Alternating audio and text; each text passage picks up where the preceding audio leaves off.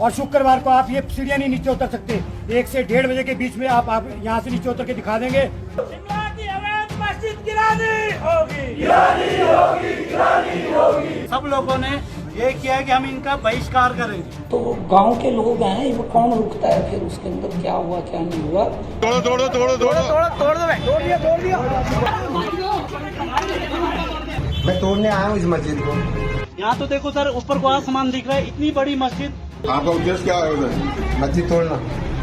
वो हमें हर रोज़ डराते हैं कि मुसलमानों से ज़्यादा क्रूर कोई है ही नहीं। वो हमें हर रोज़ डराते हैं कि वो इस देश में गजवाए हिंद लागू करना चाहते हैं, वो शरिया कानून से इस देश को चलाना चाहते हैं। वो हमें हर रोज़ अपने अंदर भय बैठा रहे हैं कि बांग्लादेश जैसा ही हालत इस देश में वो कर देंगे। इसलिए सचेत हो जाओ और सचेत होकर वो जो बता रहे हैं, वो जो षड्यंत्र और पटकथा और जो रास्ता दिखा रहे हैं, उसका अनुसरण कर लो। बलि का बकरा ढूंढने की हर एंगल से कोशिश की जा रही है। इस देश में आरोप तो मुसलमानों के ऊपर लगाए जा रहे हैं, लेकिन हिंसा की और बदतर से बदतर क्रूरता की घटनाओं को अंजाम कौन दे रहा है? वही नफरती ठेकेदार, जिनका माइंड वॉश करके हर फील्ड में जिनको उतार दिया गया है। लोकसभा चुनाव के बाद टोन भारतीय जनता पार्टी के नेताओं की देखिए, इनसे जुड़े संगठनों की देखिए, और जहाँ जहाँ चुनाव हो रहे हैं वहाँ ये कह कर क्या आ रहे हैं। आम हिंदुओं के मन में विष इतना फैला दिया गया है, चाहे मुसलमान ट्रेन से सफ़र करे, चाहे मुसलमान जहाज़ में बैठे, रेलवे स्टेशन पर खड़ा हो, वो अपने घर में हो, मस्जिद में हो, या किसी चरमपंथी को मुस्लिम समुदाय का व्यक्ति टोपी पहने दिख जाए, दाढ़ी के साथ दिख जाए, कोई निर्माणाधीन मस्जिद दिख जाए, या कोई मुसलमान किराए के लिए घर लेने आ जाए, हिंदू बस्ती में कोई घर खरीदने आ जाए, सारे के सारे जो आरोप मुसलमानों के ऊपर लगाए जाते हैं, वहीं अत्याचार ये चरमपंथी मुसलमानों के ऊपर करते हुए दिखाई देंगे। कितनी अतीत की मुझे घटनाएं मिली है, और एक्शन के नाम पर कुछ न होना दिखाता है कि इसी तरह की और घटना जो इससे भी क्रूर हो सकती हैं, उनको न्योता अप्रत्याशित रूप से पिछड़े वाले कॉर्नर से दिया जा रहा है। घटना आ रही है उत्तर प्रदेश से, मथुरा से। शाही ईदगाह मस्जिद को उड़ाने की धमकी बम से पहले एक व्यक्ति ने दी थी, और वो व्यक्ति पेट्रोल लेकर के शाही मस्जिद की तरफ, मथुरा की शाही ईदगाह मस्जिद की तरफ बढ़ता है। पुलिस ने उसको रोका कि भाई रुक जाइए, उसको समझाया बुझाया, वो नहीं माना। उसकी गाड़ी का चालान कराया गया, लेकिन वो भड़क गया। भड़क कर अपने ऊपर पेट्रोल छिड़क लिया और गाड़ी के शीशे वगैरह अपने अंदर से बंद कर लिए। बड़ी मशक्क़त के बाद उस व्यक्ति को गाड़ी से बाहर पुलिस वालों ने निकाला। बस तोड़ो तोड़ो तोड़ो तोड़ो तोड़ दो भाई, तोड़ दिया। तोड़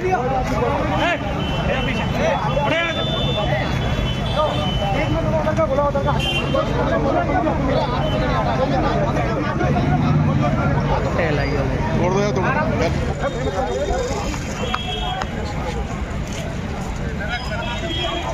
ये व्यक्ति अड़ा हुआ था कि मैं तोड़ूंगा मस्जिद को, आज नहीं तो कल, नहीं तो परसों, नहीं तो तरसों। मैं किसी को जगा रहा हूँ, मुझे जिसको जगाना है मैं उसको जगा करके मानूंगा।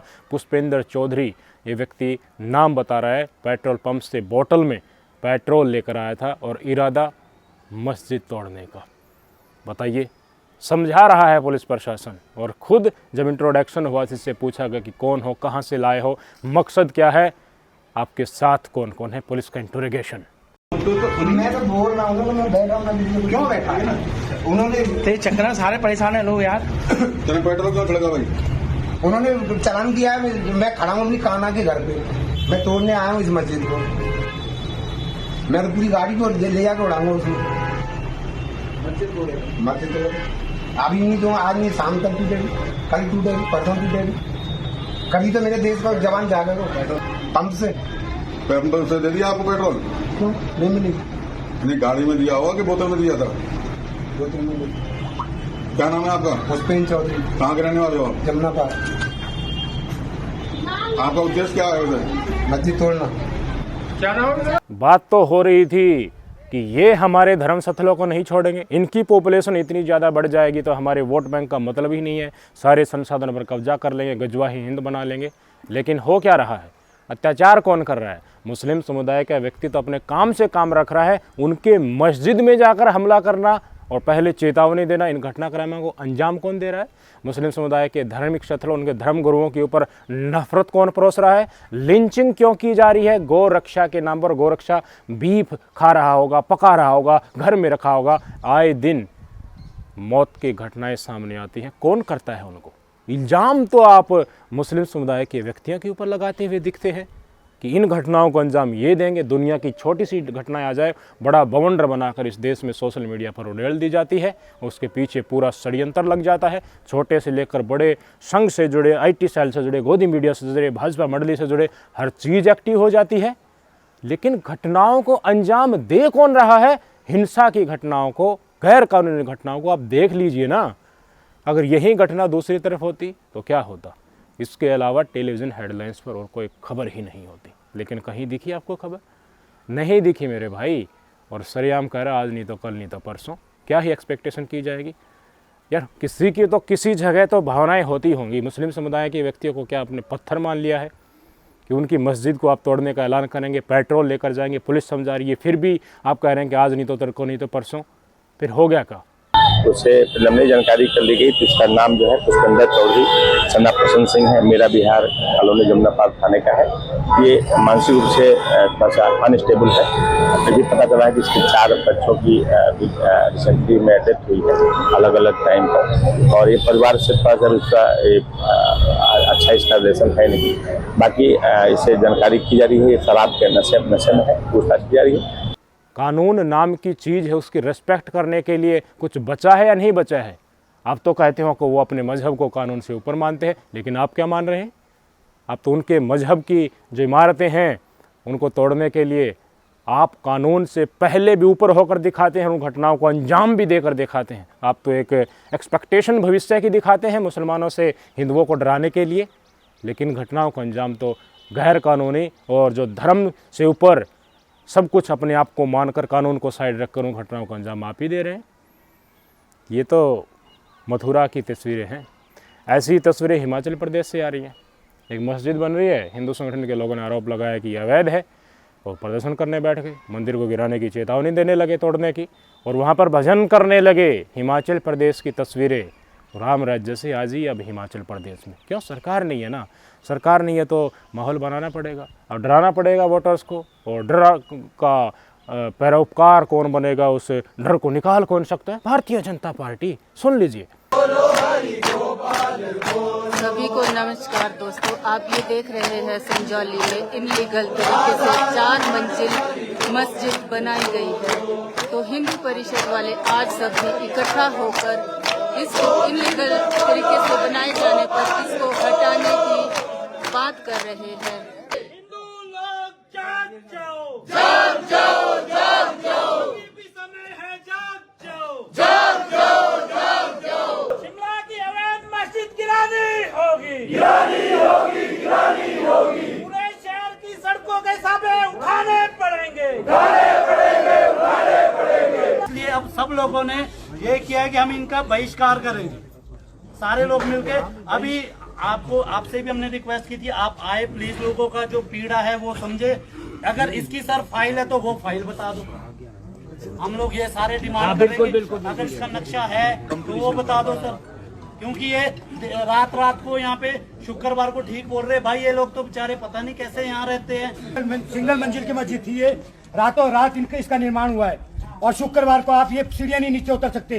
1 से 1:30 बजे के बीच में आप यहाँ से नीचे उतर के दिखा देंगे, मैं आपको मान जाऊंगा। हमारी बेटियां, हमारी बहनें, हमारे बच्चे यहाँ से जाने के लिए दिक्कत होती है। 1-1 घंटा वेट करना पड़ता है, कब ये ऊपर जाएंगे, कब ये नीचे उतरेंगे, तब हम जाएंगे यहाँ से। मुझे बताइए, ये तांडव मस्जिद के आसपास ही क्यों हो रहा है?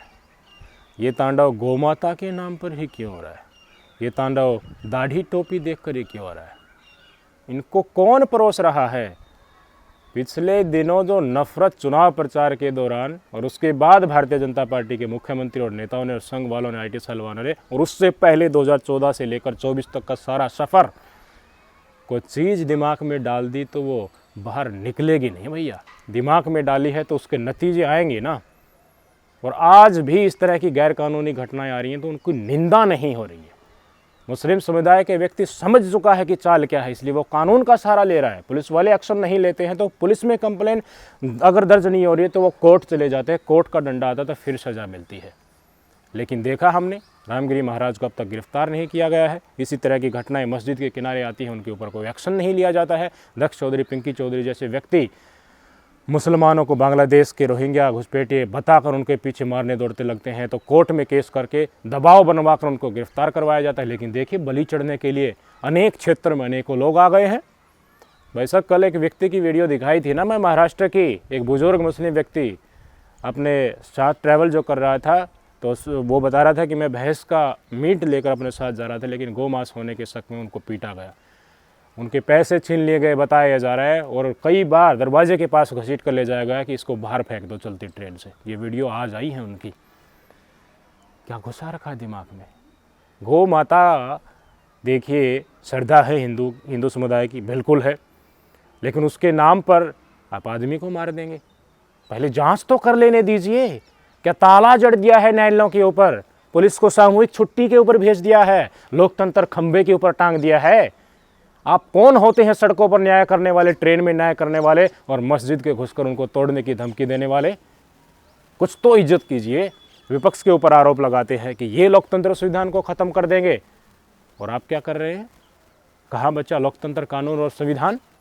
हरियाणा की एक घटना का जिक्र मैंने किया था ना, साबिर मलिक नाम का व्यक्ति, पश्चिमी बंगाल का, हरियाणा के चरखी दादरी के आसपास का इलाका है, वो कागज़ चुग कर अपना जीवन यापन करता था। आरोप लगा कि साबिर मलिक और उसका एक दोस्त है, वो दोनों गौमांस पका रहे थे। कुछ ठेकेदार आए, उनको उठा ले गए, बस स्टैंड पर पीटा, आदमी आ गए, छुड़वा दिया, एक सुनसान जगह में ले जाकर पीटा, अपने एरिया में ले जाकर इतना मारा कि साबिर मलिक की मृत्यु हो गई। ये वीडियो सोशल मीडिया पर तैर रही है उनके पीटते हुए की। इसके ऊपर हरियाणा के मुख्यमंत्री नायब सैनी जी का विचार आया। कह रहे हैं कि देखिए ऐसी घटनाएं नहीं होनी चाहिए थी, लेकिन गौ माता को लेकर हमने कड़े कानून विधानसभा में बनाए हैं। गांव में बहुत गुस्सा होता है, बहुत मान्यताएं गौ माता को लेकर हैं, लोग ऐसे इस तरह की बर्दाश्त नहीं कर सकते इस तरह की चीज़ों को। और गौ माता के इसके लिए कोई समझौता नहीं है। गांव के अंदर इतनी श्रद्धा गौ माता के प्रति है कि अगर उनको पता चल जाए कि इस प्रकार का ये हालात कर रहे हैं तो गांव के लोग हैं, वो कौन रुकता है फिर उसके अंदर क्या हुआ क्या नहीं हुआ। ये मुख्यमंत्री की भाषा होती है क्या? गौ माता मान लीजिए हम मानते हैं और है भी, श्रद्धेय है हिंदू समुदाय के लिए, लेकिन इंसान श्रद्धेय नहीं है। इंसान को मार डालो कि एक शक में, क्या आपने सिद्ध कर लिया? क्या भीड़ को इन्वेस्टिगेशन इतनी जल्दी करने का आपने परचम दे दिया कि हाँ ये गौ रक्षा दल से है, इसने कह दिया कि ये गौ मांस पका रहा तो गौ मांस पका रहा, फिर पीट पीट कर मार डालो। फिर बना दो कानून इसी के लिए कि गौ रक्षा वाला किसी को मार देगा वो ठीक ही होगा। मुख्यमंत्री की भाषा ये हो सकती है। यार हरियाणा में तो मुसलमान भी एक कोने में है, नूह वाले इलाके में, इक्का दुक्का कोई अपने रोजगार के लिए रह रहा होता है तो बाकी इलाकों में रह रहा है, उसको भी ऐसे पीटोगे मारोगे? और मुख्यमंत्री कहेंगे कि गाँव में बहुत श्रद्धा होती है, हो जाता है इस तरह की घटनाएं, कौन रोक लेगा उनको? कहना ये चाहिए था कि कड़ा से कड़ी सज़ा दी जाएगी, कानून का सहारा लिया जाना चाहिए, खुद कानून हाथ में लेकर किसी को मौत के घाट नहीं उतारना चाहिए। लेकिन घटनाएं देखिए, अब ये चीज़ तो जुबान पर आई नहीं की। इससे भी बड़ी बात मैं कहता हूँ ना, करवाता कोई है और उसको अंत तो गतवा लास्ट में उस घटना को अंजाम आम लोग देते हैं। 7 लोगों को गिरफ्तार किया गया है साबिर मलिक की हत्या में, 7 लोगों को। मुद्दा NHRC तक पहुँच गया है, चिट्ठी लिख दी गई है। असदुद्दीन ओवैसी साहब ने इसके ऊपर टिप्पणी दे दी है। पश्चिम बंगाल की मुख्यमंत्री ममता बनर्जी ने परिवार को सहारा देने का वादा कर लिया है। मुद्दा इतना उछल गया है कि भाजपाइयों का सरेआम इसके पीछे राजनीतिक रवैया बेनकाब हो गया है। 7 लोग गिरफ्तार हुए, 7 में से 2 नाबालिग। और नाबालिग जो भी हैं उनके परिवार वालों से पूछना कि उनको पता था कि उनका बेटा गोरक्षा दल से जुड़ा, उनकी इसमें हामी थी। अब वो रो रहे हैं, विलाप कर रहे हैं कि हमारे बेटे ने कर कैसे दिया ऐसा, ये तो हो ही नहीं सकता, लेकिन कर दिया। उस नाबालिग के दिमाग में किसने ये विष डाला होगा, जहर डाला होगा, उस जगह को ढूंढवाया होगा? यही छोटे छोटे उम्र के हैं सारे के सारे, बलि का बकरा। अब उनसे जाकर पूछो, जो व्यक्ति मर गया तो अब उनको उम्र कैद तो होगी, जेल में तो सड़ना पड़ेगा। 7 के 7 लोगों को वीडियो है बाकायदा, मार रहे पीट रहे। जब मुल्क को साबिर मलिक को पीट रही है भीड़, तो एक व्यक्ति कह रहा है मारो इसको, उकसा रहा है उनको, कोई बीच बचाव करवाने वाला नहीं आ रहा। तो सोचिए किस मंडली में वो ये सारे के सारे दोषी फंसे होंगे। ये बात आप समझिए। जो इन तरह की घटनाओं को अंजाम देते हैं उनका माइंड वॉश किया जाता है, और असल में वो घटनाक्रम ये ठेकेदार जो विष फैलाने वाले हैं ये खुद नहीं देते हैं, आम हिंदुओं के हाथों करवाते हैं। अब मोनू मानेसर जेल में है। जुनैद नासिर हत्याकांड जब हुआ उसी समय पर अगर पंचायतें अपराधियों आरोपियों के पक्ष में न होती, पुलिस प्रशासन को अल्टीमेटम न दिया जाता, पंचायत करके मोनू मानेसर जैसा व्यक्ति ये बयान न देता कि कोई गौ माता को काटेगा तो हम उसको काटेंगे, तो आज ये घटना नहीं होती जो हो रही है। ये परोपकार जो बन जाते हैं गैर कानूनी काम के, तो इसी तरह की घटनाएं भविष्य में अनेकों तरीकों से उभर कर आए इसका न्योता दे रही होती हैं। कभी चलती ट्रेन में, तो कभी मस्जिद के पास, तो कभी कुछ नारे लिख करके, तो कभी जुनैद नासिर प्रकरण में, और कभी साबिर मलिक प्रकरण में, तो कभी अखलाक के थ्रू। कौन रोकेगा इन घटनाओं को? ये जहर जो फैला दिया गया है, इसको एक मंच चाहिए, लोगों को स्पीडी तरीके से जागरूक करने वाले चाहिए। उनको बताओ कि जिसने इस तरह की घटनाओं का अंजाम दिया उनका आज हाल क्या है। बड़ा आश्चर्य होता है, समाधान की तरफ कोई नहीं बढ़ रहा। चुनिंदा लोग ही आपको मिल जाएंगे इस तरह की घटनाओं के ऊपर चर्चा करते हुए। बाकी कि देखिए अल्पसंख्यक समुदाय के खिलाफ बोलेंगे, कई राज्यों में बीजेपी की सरकार है, केस दर्ज करा देंगे, हम केस भुगतते रहेंगे, थानाओं के चक्कर काटते रहेंगे, क्यों रिस्क ले? राजनीति के ऊपर खबर बना लेते हैं, एक दो की खबर बना लेते हैं, सब साइड लग लेते हैं, कोई बोलने के लिए तैयार नहीं है।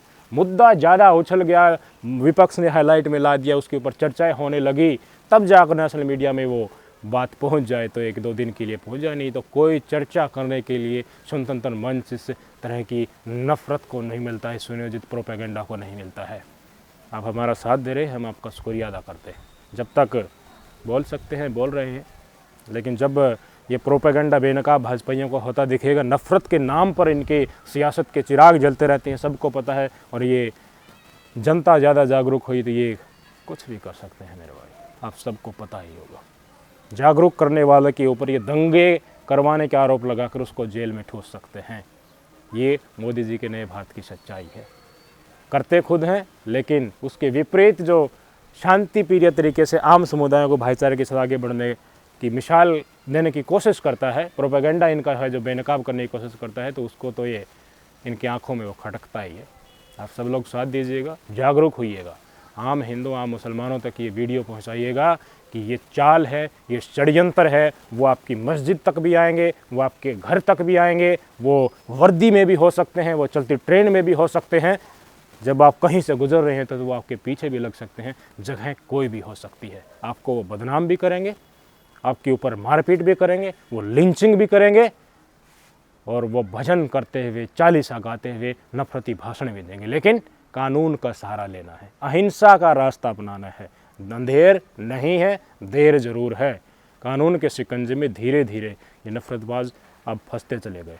कई मुस्लिम समुदाय के पॉलिटिकल व्यक्ति हैं, MIM ने बड़ा ही, मैं कहूँगा, सराहनीय कदम है। MIM के नेताओं ने जो भी मुस्लिम समुदाय के खिलाफ हिंसा परोसता है, गाली गलौज करता है, हेट स्पीच देता है, हिंसाई घटनाओं को अंजाम देता है, उनके खिलाफ वो केस दर्ज करा रहे हैं। पिंकी भैया जेल में है, दक्ष चौधरी जेल में है, और कपिल मिश्रा के खिलाफ जो दिल्ली में पोस्टर लगे थे उनके खिलाफ FIR दर्ज करा दी गई है। मोनू मानेसर जेल में है। और इस तरह की घटनाएं जब आ रही हैं तो कानून का सहारा लिया जा रहा है, ना कि सड़कों के ऊपर आकर बड़ा हुजूम इकट्ठा करना, और हुजूम में कुछ लोग बाहर से आ जाएंगे, फिर प्रदर्शन करने वाले ही बदनाम हो जाएंगे। मेरे भाई, इस देश की आवाज़ उठाने वाले शांतिप्रिय लोग इस बात को समझ चुके हैं। कानून का सहारा लीजिए, कानून सबसे बड़ा है। मुख्यमंत्रियों को भी उनकी जुबान बंद करवा सकता है, कानून में वो ताकत होती है। विपक्ष मजबूत है तो उसका सहारा आप लीजिए। लोकतंत्र में न्यायपालिका है, न्यायपालिका से मजबूर करवाइए पुलिस प्रशासन को एक्शन लेने के लिए। आएगा, आप लगे रहिए, एक समय ज़रूर आएगा जब एक पार्क में सारे समुदाय के व्यक्ति बैठे होंगे और किसी को कोई मतलब नहीं होगा ये किस धर्म से है, कानून का राज होगा। बस इंसान है, मजहब जाति कुछ नहीं, प्रेम होगा, हर्षोल्लास होगा। बस उसी समय पर हम विकसित भारत की ओर डेफिनेटली बढ़ेंगे। लेकिन आज इस विष के चलते असल हिंदुओं का नुकसान, ये विषैला वातावरण और ये नफरती भाषण, और ये आए दिन मुसलमानों को हिंसक दिखाकर, आक्रामक दिखाकर आपके अंदर जो भय बनाया जा रहा है ना, ये डर, इस डर को पहचानो।